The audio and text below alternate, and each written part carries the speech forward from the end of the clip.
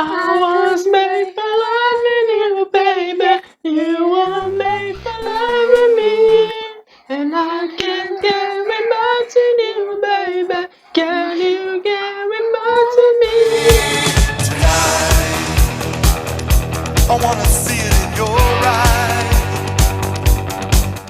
Era novembro de 1910. Os castigos corporais imperavam na Marinha. E foi a isso que eu e meus companheiros dissemos não. Salve, manos e manas, tudo bem com vocês? Meu nome é Matheus, é um prazer e tá começando o primeiro vídeo do canal Teoria Nerd. E nesse canal eu vou falar tudo que abrange o mundo nerd, como filmes, história, desenhos, jogos, curiosidades, dentre outros assuntos. E nada mais justo que começar falando sobre história.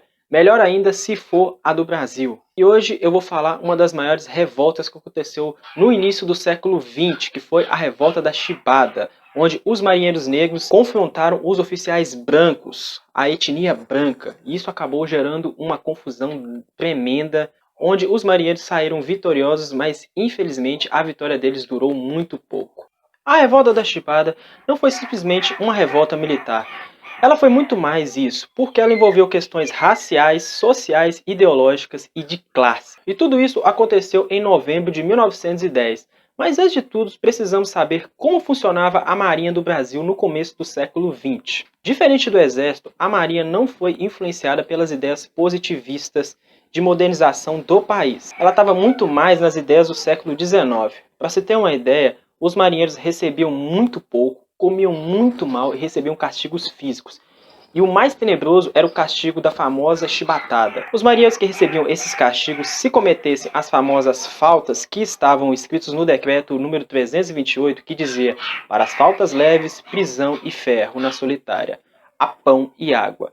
Para as leves repetidas, e dei por 6 dias. Faltas graves, 25 chibatadas. Então, nos anos 10, os marinheiros brasileiros eram muito mal vistos pelos oficiais brancos. Vale lembrar que naquele tempo a escravidão, a abolição da escravatura já tinha acabado há mais de 30 anos, porém ainda existia esse racismo dos brancos em cima dos negros. E esse decreto que foi colocado na Constituição brasileira, onde a falta mais grave era marinheiro receber 25 chibatadas, era mais tenebrosa. Tanto que os marinheiros, qualquer coisinha que eles fizessem, qualquer ato que não, vamos dizer assim, descumprisse as ordens ou a cabeça de qualquer oficial da Marinha, era assim castigado. E às vezes nem tinham cuidados médicos depois dessas chibatadas. Nessa época se dispunha a ser marinheiro quem não tinha mais nenhuma outra oportunidade. E sabemos que nessa época quem não tinha outra oportunidade de jeito nenhum eram os pobres negros. A maioria era pobre ou era mendigo. Para ter uma noção, a Marinha brasileira era uma das poucas no mundo que ainda tinha castigo físico. E a Revolta da Chibada sempre se entende desta maneira, uma questão racial muito forte por trás das relações. Um tempo depois, o Brasil decidiu fazer uma viagem para o velho continente, mais precisamente para a Inglaterra, onde a Inglaterra é conhecida por ter uma das marinhas mais extraordinárias e mais impactantes do planeta. O Brasil decidiu comprar 2 navios ultramodernos da Inglaterra, e eles foram batizados pelos nomes Minas Gerais e São Paulo. Esses navios de guerra eles foram sendo construídos na Inglaterra e na fase final da construção foi necessário enviar para lá os futuros planos, tanto para os oficiais quanto para os marinheiros. Entretanto, alguns marinheiros brasileiros ficaram na Inglaterra por meses e viram como era o tratamento no velho continente. A Marinha Britânica era muito bem valorizada no país, ganhava super bem, alimentava-se bem e era muito bem vista pela população. Isso mudou catastroficamente o pensamento dos marinheiros brasileiros. E em 22 de novembro a coisa desenrolou de vez, quando o marinheiro Marcelino Rodrigues agrediu um companheiro com a lâmina de barbear. Recebeu como punição 250 chibatadas em público na frente de todos os outros marujos e sem cuidados médicos depois disso. Em novembro desse ano, um dos castigos entra para a história. No convés do encouraçado Minas Gerais, um marinheiro acusado de indisciplina é barbaramente punido diante dos colegas. São 250 chibatadas. Ele chega a desmaiar no meio do castigo, mas a agressão não para. Com esse ato, os marinheiros brasileiros se revoltaram. Cerca de 2.000 a 3.000 marinheiros naquele exato momento ficaram loucos, ficaram simplesmente malucos de ver uma situação daquela. E por conta disso começou a revolta da Chibata naquele dia, 22 de novembro, exatamente às 10 horas da noite. Ela teve como um dos seus principais líderes o marinheiro João Cândido, um negro de boa praça e muito bem respeitado pelos seus companheiros e até mesmo pelos seus oficiais.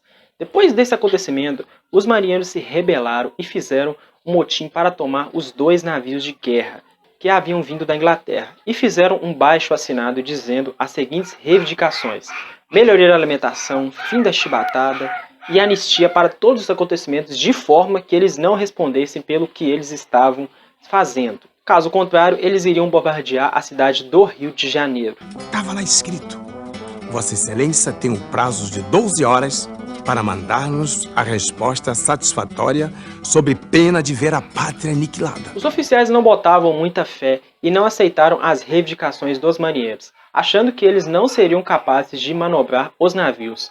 Porém, os marinheiros foram tão eficientes que pressionaram os navios no litoral carioca. Apontaram os canhões e deram um ultimato para a população do Rio de Janeiro. O impasse foi resolvido quando o governo, que na época tinha como presidente Hermes da Fonseca, cedeu todas as edificações dos marinheiros, que se saíram vitoriosos e devolveram os navios intactos para a Marinha Brasileira.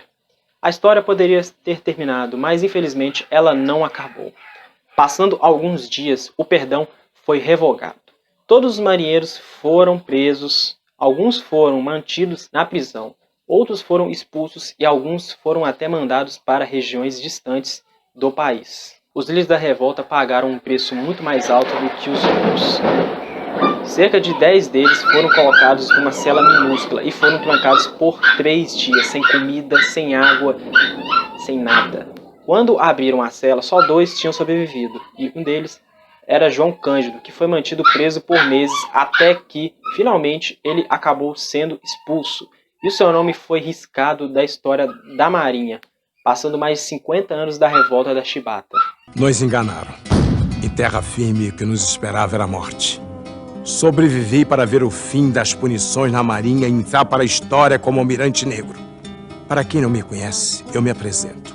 Sou João Cândido. A história foi resgatada por um jornalista que foi atrás dos personagens. Ele tinha muita esperança de encontrar alguém vivo, e curiosamente quem estava vivo era João Cândido. Na década de 60, João Cândido se tornou um ícone para a população brasileira. Ele acabou virando uma imagem, uma ideia de luta contra as injustiças, mas a Marinha nunca perdoou oficialmente o ato de rebeldia de João Cândido. Ele só vai ser perdoado por um decreto presidencial em 3 de maio de 2008. Esse fato não foi só uma revolta dos marinheiros, também envolveu muita a questão racial, onde os negros, os pobres negros, eles queriam apenas melhorias para eles, enquanto os oficiais brancos, infelizmente, eles não atenderam às suas reivindicações. Hoje, isso, claro, é crime, mas naquele tempo, ninguém se importava com eles. E, infelizmente, o Brasil também tinha sido o último país a abolir a escravidão, e a gente não começou bem o século XX. Então é isso, galera. Se você deixou, deixe seu like, compartilhe com os amigos e não se esqueça de se inscrever no canal nesse botão gigante vermelho que está aparecendo aqui embaixo. Se você gostou, comente aqui embaixo a sua opinião ou sobre outros assuntos que você quer que eu falo, beleza? Valeu, é nóis!